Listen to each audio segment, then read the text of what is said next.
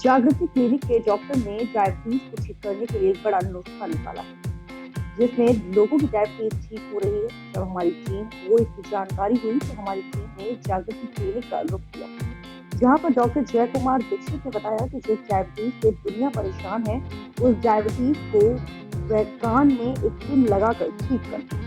उन्होंने बताया कि ये उनकी कई सालों की कठिन परिश्रम का फल है, जिससे वे आज लोगों की डायबिटीज ठीक कर पा रहे हैं। ये कोई चमत्कार नहीं है, ये साइंस है। और क्या कुछ कहा, आइए सुनाते हैं इस बात को। हम पिन डायबिटीज़ को जड़ से समाप्त करने के लिए लगाते हैं। जो काम दुनिया में कोई नहीं करता, दुनिया में जो काम कोई नहीं कर सकता, ठाकुर रामकृष्ण परमहंस की कृपा से मैं करता हूँ, क्योंकि वे मैं नहीं करता, वो मुझसे करवाते हैं। महाभारत का युद्ध अर्जुन नहीं जीता, महाभारत का युद्ध तो जीता था किसने? कृष्ण भगवान ने। पर किसी के द्वारा काम करवाना रहा तो भगवान उसका नाम साथ में जोड़ देते हैं। वैसे ये डायबिटीज़ को ठीक करने का साधन मेरे को बनाया, ठीक वो करते हैं, मैं नहीं करता। डॉक्टर साहब कितने साल हो गए मतलब, और कितने मरीज लगभग ठीक हो चुके होंगे आपके यहाँ से? मेरे को डॉक्टर बने हुए 1979 में मैं डॉक्टर बना। उसके बाद एक्यूपंक्चर का कोर्स किया। सब कुछ करने के बाद में मैंने 1981 से एक्यूपंक्चर की प्रैक्टिस शुरू किया। 5 साल एक्यूपंक्चर की प्रैक्टिस करने के बाद, मतलब ये जो जनरल एक्यूपंक्चरिस्ट करते हैं, नी जॉइंट और ये जॉइंट और कंधे का वगैरह जो कुछ भी करते हैं जी, वो करने के बाद फिर मैंने अपना चलता दवाखाना बंद कर दिया। क्योंकि मैं जहाँ पे रामकृष्ण मठ में जाता था सेवा करने, वहाँ पे एक आदमी अचानक बेहोश हो गया। मैं बोला भाई मैं 6 महीने से आपका ट्रीटमेंट कर रहा हूँ। होश में लाने के बाद वो अपने एक्यूपंक्चर के तरीके से ही होश में लाया, और उसको मैंने बोला कि भाई आप तो 6 महीने से ट्रीटमेंट करा रहे हो, लेकिन आपको क्या हो गया आज? तब मुझे पता चला कि उसको डायबिटीज़ है। वो मुझे क्या बोला, पेशेंट गजानन मराठे नाम है उसका, मेरा पहला पेशेंट डायबिटीज़ का, उसका नाम गजानन मराठे है। मैंने बोला भाई आप हमेशा ट्रीटमेंट का कैसे अचानक बेहोश हो गए? होश में आने के बाद बोलता है ऐसा लगता है मुझे कि मैंने ज़्यादा इंसुलिन ले लिया होगा, मैं हाइपोग्लाइसेमिक हो गया। तब मुझे पता चला कि इसको, क्योंकि मेरे पास भीड़ बहुत रहती थी शुरू से, और 1 घंटे में 40-50 पेशेंट देखना बहुत कठिन काम था। तो जब उसने ये बताया तो मैं बोला, दिमाग से निकाल दिया, हो गया कुछ। तो मैंने उसको क्या बोला कि तुम ऐसा करो, इंसुलिन लेना बंद कर दो। और मेरे ऊपर भरोसा भी लोगों का बहुत। उसने इंसुलिन लेना बंद कर दिया। अब इंसुलिन लेना बंद कर दिया तो फिर 2 महीने बाद वैसी पोजीशन, फिर वो बेहोश हुआ। तो फिर उसको होश में लाया, फिर पूछा तो मैं बोला आज भी इंसुलिन ले लिए क्या बहुत ज़्यादा? बोले नहीं, मैंने इंसुलिन आपसे बोलने के बाद बंद कर दिया। अब इंसुलिन लेने वाला पेशेंट 2-3 महीने से अगर इंसुलिन ना ले तो उसकी शुगर तो बहुत बढ़ेगी। तो फिर मैं बोला नहीं, इसमें ज़रूर कुछ राज की बात है।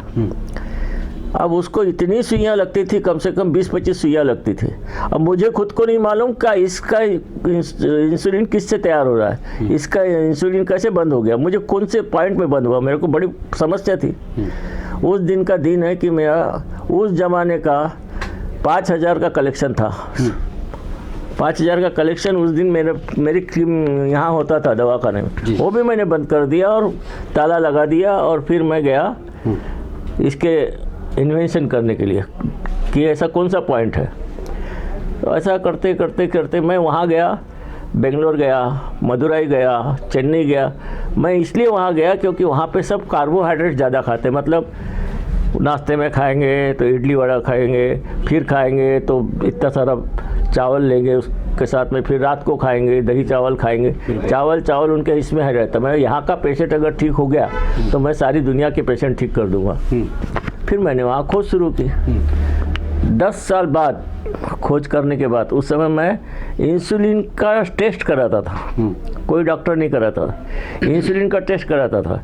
और उसका उस समय इंसुलिन टेस्ट का एक पेशेंट के पीछे 700-800 रुपये मेरे को जेब से देना पड़ता था। उसके बाद में भी जब देखा कि कोई इंसुलिन लेने वाला पेशेंट मेरे पास आता है तो उसके वहाँ तो इंसुलिन पहले से ही रहता है शरीर में बाहर का, तो वो एकदम ज़्यादा दिखेगा। तो ये मैंने कहा इंसुलिन टेस्ट से काम चलने वाला नहीं है। तो फिर अब मैं क्या करता हूँ, सी पेप्टाइड टेस्ट करवाता हूँ। डॉक्टर लोग डायबिटीज़ के पेशेंट के पर्टिकुलरली टाइप 2 के सी पेप्टाइड का टेस्ट नहीं कराते। डॉक्टर लोग सी पेप्टाइड का टेस्ट किस लिए कराते हैं? ये जानने के लिए कि इसको टाइप 1 है या टाइप 2 है। तो जिस बच्चों का टाइप 1 यानी नील रहता है, 0.001 वगैरह से सी पेप्टाइड रहता है, वो समझ जाते हैं कि ये टाइप 1 डायबिटीज़ है, जो बच्चों से लेके तो जवानों को मतलब छोटी उम्र में होता है। टाइप 2 वाले जो है, जिनकी शुगर 200-300 भी हो जाए, 400 भी हो जाए, तो वो करवाते नहीं सी पेप्टाइड। भाई आप डॉक्टर हो और पेशेंट का उसमें कोई कसूर नहीं है। अरे पेशेंट को आप जो सी टेस्ट बताओगे वही करेगा ना वो। जी सर। तो आप सी पेप्टाइड का टेस्ट कराते नहीं हो। तो अब आप पूछोगे कि सी पेप्टाइड क्या होता है? सी पेप्टाइड क्या होता है? जो हम प्रोटीन्स लेते हैं ना, दाल वगैरह, अंडा वगैरह, जो कुछ भी है, उससे अमाइनो एसिड तैयार होता है। बाद में जाके लास्ट में तैयार होता है सी पेप्टाइड। अब मैं जनरल पब्लिक का शो है तो मैं पब्लिक के हिसाब से समझाता हूँ। सी पेप्टाइड को समझ लीजिए कि सी पेप्टाइड मतलब ये क्या बोलते हैं उसको, दूध समझ लो। दूध समझ। मराठी में बोलूँ क्या? हाँ थोड़ा मराठी बोल दीजिए। हाँ, सी पेप्टाइडला तुम्ही दूध समजा। दुधापासून काय तयार होते? दही तयार होते। पेप्टाइडला तुम्ही दही समजा। त्याच्यानंतर दह्यापासून काय तयार होते? लोणी तयार होते। लोणी यानी बटर तयार होता है। तर लोणी म्हणजे काय झालं? Pro insulin. आणि लोणीला गरम केलं, अपन बटर को गरम करेंगे तो क्या तैयार होगा? घी। तो घी हो गया इंसुलिन। मतलब दूध, दही, उसके बाद में बटर, उसके बाद में घी। वैसे ही C peptide, peptide, pro insulin और इंसुलिन, ये 4 स्टेजें रहती है। तो सी पेप्टाइड अगर बढ़ गया तो ये समझ लो कि वो साइंटिफिकली, हमारा सबसे बड़ा साइंटिफिक प्रूफ वही है, सी पेप्टाइड को बढ़ाना, जो दुनिया में कोई नहीं कर सकता। पिन का जो प्रोसेस होता है सर, हाँ, क्या होता है, किस तरीके से होता है सर? पिन का प्रोसेस बार आना पड़ता है? पिन का प्रोसेस बहुत सरल होता है। अभी थोड़ी देर पहले आए थे, मैं पेशेंट को, आप लेट आए, नहीं तो मैं पेशेंट को एक छोटी पिन दे जरा। पहले तो हम 15-15, 16-16 साल ट्रीटमेंट करते थे। कितना? 15-15, 16 साल, हर महीने में एक बार। लेकिन बाद में और ज़्यादा परिश्रम करके और ज़्यादा उसका ये करके, अभ्यास करके, अभी आज की पोजीशन में हम 3 बार बुलाते हैं महीने में। 3 बार? हाँ, महीने में 3 बार। हाँ, और फिर लास्ट में हम उनको गोल्डन नीडल लगाते हैं, जो आर पार लगती है। उसके बाद में ट्रीटमेंट बंद हो जाता है, जो इन फोटोज में दिख रहा है। हाँ, जो आपने फोटो में दिखाया है। इससे जो टैबलेट है, वो टैबलेट धीरे धीरे बंद हो जाती है। एकदम से बंद करेंगे तो शुगर बढ़ जाएगी। लेकिन जो पेशेंट बिना टॅबलेट लिए हमारे पास आता है, मतलब जो पेशंट कसल्याही प्रकारचं औषध न घेता आमच्याकडे येते, कोणता होमिओपॅथिक असो किंवा आयुर्वेदिक असो किंवा ॲलोपॅथिक असो, त्या पेशंटला मी एकही गोळी देत नाही आणि बिना गोळी देऊन फक्त आमच्या निडलनी हे होते. तर हे काय जादू नाही आहे, ही जादू नाही आहे. जादू नाही आहे सर. हे सायंटिफिक आहे. कसं आहे सायंटिफिक की आपल्या शरीरामध्ये एक पॅनक्रियाज नावाचं ग्लँड्स असते. ती ग्लँडमध्ये तिचं वजन किती असते? 350 ग्राम. 100 किलोच्या वर जरी माणूस असला ना, त्या पॅनक्रियाजचं वजन असते फक्त 350 ग्राम. त्याच्यामध्ये काय असतं? 4 सेल असतात, अल्फा, बीटा, सीटा आणि डेल्टा. ह्या चारही सेलचं काम वेगवेगळं आहे. अल्फा का काम अलग है, बीटा का काम अलग है, सीटा का काम अलग है, डेल्टा का काम. जैसे आँख का काम आँख ही करेगी, कान का काम कान ही करता. तो अल्फा का काम क्या है? जो हम कार्बोहाइड्रेट्स यानी जो शुगर लेते हैं, वो शुगर को अल्फा क्या करता है? ग्लूकोज से ग्लूकोगॉन मॉल बनाता है. और बीटा क्या करता है? जो हम प्रोटीन्स लेते हैं, वो प्रोटीन से क्या करता है? इंसुलिन बनाता है. अब ये इंसुलिन और ग्लूकोगॉन, ये दोनों का कॉम्बिनेशन होता है, और कॉम्बिनेशन होने के बाद जो मॉलिक्यूल तैयार होता है उसका नाम है ग्लाइकोजन. कैसे बना है ग्लाइकोजन?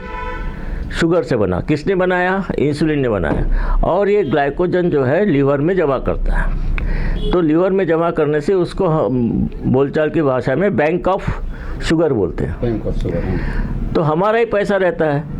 और हम ही निकालते हैं। जब कोई शादी ब्याह हो या मरीज का बिल देना हो या कुछ करना हो तो हमारे पैसा हम निकालते हैं। वैसे ही जब कोई लोग उपवास करते हैं, जैसे हमारे मोदी जी 9 दिन का उपवास करते हैं और वही एनर्जी से काम करते हैं, वैसे ही वो जो क्यों करते हैं, क्योंकि वो जो लीवर में शुगर जमा रहती है ग्लाइकोजन के रूप में, वो उसका फिर से ग्लाइकोजन से ग्लूकोज में कन्वर्शन होता है और उसी एनर्जी से वो काम करते हैं। इसी प्रकार ये नॉर्मल प्रक्रिया है। लेकिन डायबिटीज़ हुआ मतलब क्या हुआ, जो 100% इंसुलिन बन रहा था वो 100% न बनने के बजाय सपोज करो कि 50% बन रहा है। तो 50% बन रहा है तो 50% तो ग्लूकोज जो है वो लीवर में जमा हो रहा है, बाकी 50% कहाँ जाएगा। तो वो जो 50% है वो शुगर क्या करती है, पसीने के द्वारा, पेशाब के द्वारा और खून में आती है। और वो समझ लो कि फास्टिंग हो गई 110 वगैरह और ये हो गई 180-90, तो डॉक्टर लोग गोली शुरू कर देते हैं। लेकिन अगर मेरे पास कोई पेशेंट आता है और उसने गोली टैबलेट नहीं लिया तो 250-300 भी रही तो मैं गोली नहीं देता। कंडीशन ये होनी चाहिए कि उसने गोली नहीं खाना चाहिए। अब ये क्या हो गया, अब ये साइंटिफिक कैसे है, समझो हम दोनों फास्टिंग और पीपी हम दोनों सी पेप्टाइड कराते हैं तो उसके लेवल में आना चाहिए। पहले तो नहीं रहता, जब सी पेप्टाइड उसके लेवल में आ जाता है या सी पेप्टाइड बढ़ने लगता है। ये साइंटिफिकली प्रूफ है कि हमारे नीडल से ये बढ़ता है सी पेप्टाइड। कैसे बढ़ता है भाई, नीडल तो यहाँ रखी है, पैंक्रियास तो यहाँ है लीवर के बाजू में, तो कैसे बढ़ती है, क्योंकि डायबिटीज़ एक कोई डिसीज़ नहीं है। डायबिटीज़ एक फंक्शनल डिसऑर्डर है। फंक्शन डिसऑर्डर यानी मैंने बोला आँख बंद हो गई, मैंने बोला मैंने मन में सोचा आँख खोलो, आँख खुल गई। तो हम वो जो एक प्रकार का पॉइंट है वो डायरेक्ट बीटा सेल को मैसेज देता है कि तुम सो मत, जागो। तो वो धीरे धीरे आप सोते रहते हो तो भी वो मैसेज कंटिन्यूस जाते मतलब रिपीट होते रहता है ब्रेन के द्वारा। और फिर धीरे से देखते हैं तो वो कुछ दिनों में 3 महीने में 6 महीने में ऐसा दिखता है कि सी पेप्टाइड जो 2.2 था वो 2.5 हो गया। ये बहुत बड़ी उपलब्धि है। इसका दूसरा चार्ज वगैरह सर क्या होता है, थोड़ा सा बताइए। चार्ज वगैरह क्या होता है इसका, पहले ये बात करती हूँ। तो समझ लो 2 का 2 ये बहुत बड़ा साइंटिफिक प्रूफ। दूसरा HbA1c जो डॉक्टर कराते हैं, HbA1c यानी 3 महीने की शुगर होती है। अब 3 महीने में कभी शुगर 100 रहती है, कभी 200, कभी 300। जैसे कोई अपन आमदनी करते हैं ना, दिवाली से दिवाली में इतना कभी घाटा हुआ, फ़ायदा हुआ, और फिर एवरेज निकालते हैं। तो एवरेज 90 दिन का निकालते हैं। 90 दिन का क्यों निकालते हैं, 60 दिन का क्यों नहीं निकालते, 120 दिन का क्यों नहीं निकालते, क्योंकि हमारे शरीर में जो आज खून है वो खून 90 दिन का है, 90 दिन उसकी आयु है। इसलिए वो 90 दिन में HbA1c करते हैं। हमारे पास कोई पेशेंट आया 12 HbA1c वाला आता है, तो हमने क्या, बहुत सारे हमारे पास में रिकॉर्ड भी है, अगले 3 महीने में वो 12 का 10 हो गया, मतलब कम हो गया। इसका मतलब क्या हो गया, 12 का 10 हो गया, यानी ये भी साइंटिफिक है। HbA1c डॉक्टर लोग भी करते हैं, 12 से 10 हो गया यानी डॉक्टर को समझ में आ जाता है कि ये कम हो रहा है। ऐसे करते करते फिर 10 का 8, 8 का 9, ऐसे करके हर 3 महीने में कराते हैं। वो भी एक साइंटिफिक प्रूफ है, क्योंकि HbA1c घटना चाहिए और सी पेप्टाइड बढ़ना चाहिए। अब आप पूछिए क्या पूछिए। इसमें चार्ज वगैरह सर क्या रहता है आपका? चार्ज जो पुराने पेशेंट रहते हैं उसके लिए चार्ज ज़्यादा है, जो नए पेशेंट रहते हैं उनके लिए सबके लिए सेम चार्ज है। ठीक। और चार्ज हम इस पे बताते नहीं हैं। ठीक है सर, ओके। हम चार्ज बताएंगे पेशेंट को।